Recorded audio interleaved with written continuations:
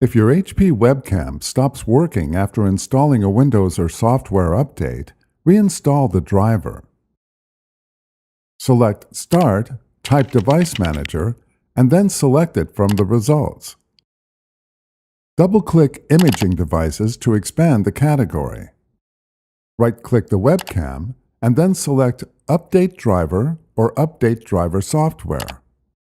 Follow the prompts to update the driver and then restart the computer. Open the webcam software to check that the webcam is functioning. If the webcam still does not display, you might need to perform a Microsoft System Restore to go back to a time when the webcam was functioning correctly.